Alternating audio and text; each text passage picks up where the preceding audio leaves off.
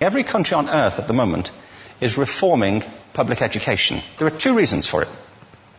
The first of them is economic. People are trying to work out, how do we educate our children to take their place in the economies of the 21st century? How do we do that?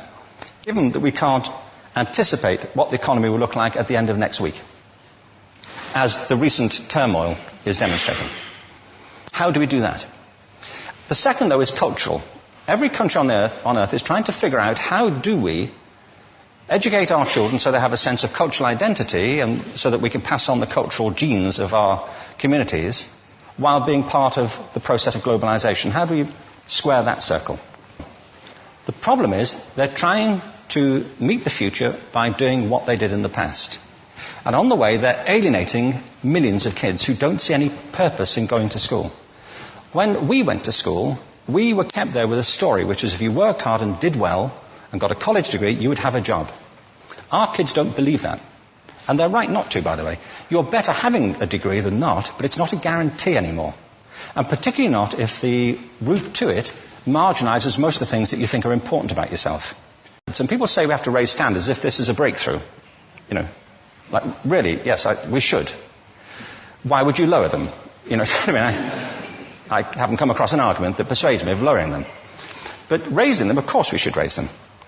The problem is that the current system of education was designed and conceived and structured for a different age.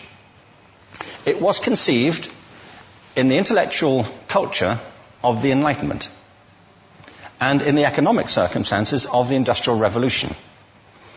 Before the middle of the 19th century, there were no systems of public education.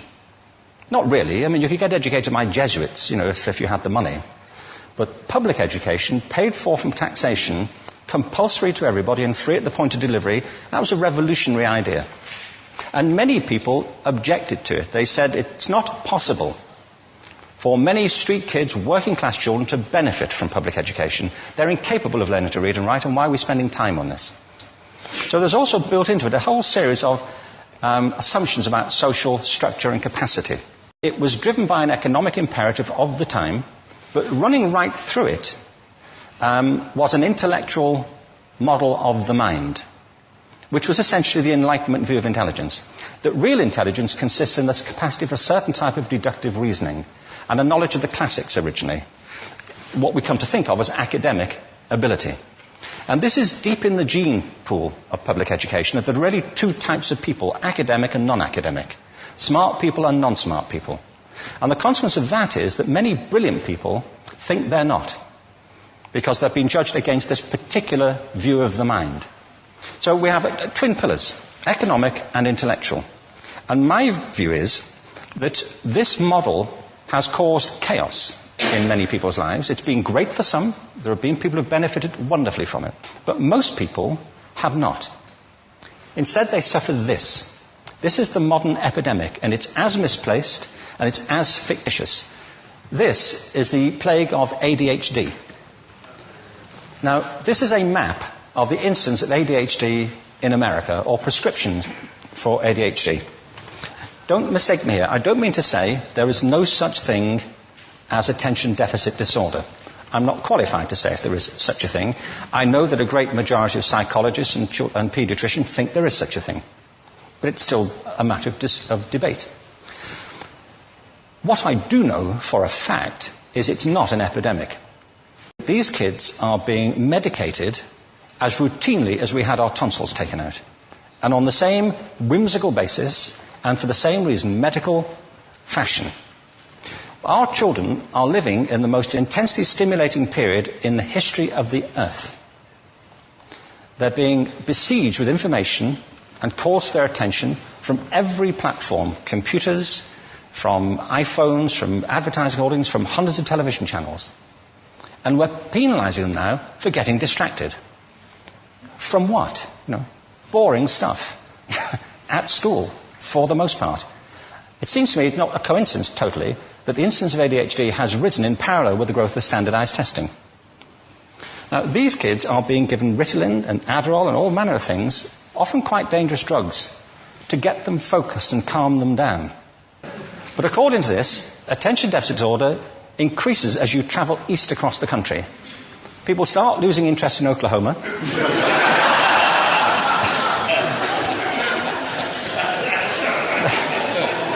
They can hardly think straight in Arkansas. And by the time they get to Washington, they've lost it completely. And there are separate reasons for that, I believe. It's a fictitious epidemic. If you think of it, the arts, and I don't say this exclusively of the arts, I think it's also true of science and of maths, but I say about the arts particularly because they are the victims of this mentality currently, particularly. The arts especially address the idea of aesthetic experience. An aesthetic experience is one in which your senses are operating at their peak, when you're present in the current moment, when you're resonating with the excitement of this thing that you're experiencing, when you are fully alive. An anesthetic is when you shut your senses off and deaden yourself to what's happening. And a lot of these drugs are that. We're getting our children through education by anesthetizing them. And I think we should be doing the exact opposite. We shouldn't be putting them asleep. We should be waking them up to what they have inside of themselves. But the model we have is this. I believe we have a system of education that is modeled on the interests of industrialism and in the image of it. I'll give you a couple of examples. Schools are still pretty much organized on factory lines, ringing bells, separate facilities, specialized into separate subjects. We still educate children by batches. We put them through the system by age group. Why do we do that? Why is there this assumption that the most important thing kids have in common is how old they are? It's like the most important thing about them is their date of manufacture. You know what I mean? Well, I know kids who are much better than other kids at the same age in different disciplines, or at different times of the day, or better in smaller groups than in large groups, or sometimes they want to be on their own. If you're interested in the model of learning, you don't start from this production line mentality. It's essentially about conformity, and increasingly it's about that as you look at the growth of standardized testing and standardized curricula. And it's about standardization. I believe we've got to go in the exact opposite direction. That's what I mean about changing the paradigm. There was a great study done recently of divergent thinking. Published a couple of years ago. Divergent thinking isn't the same thing as creativity. I define creativity as the process of having original ideas that have value. Divergent thinking isn't a synonym, but it's an essential capacity for creativity.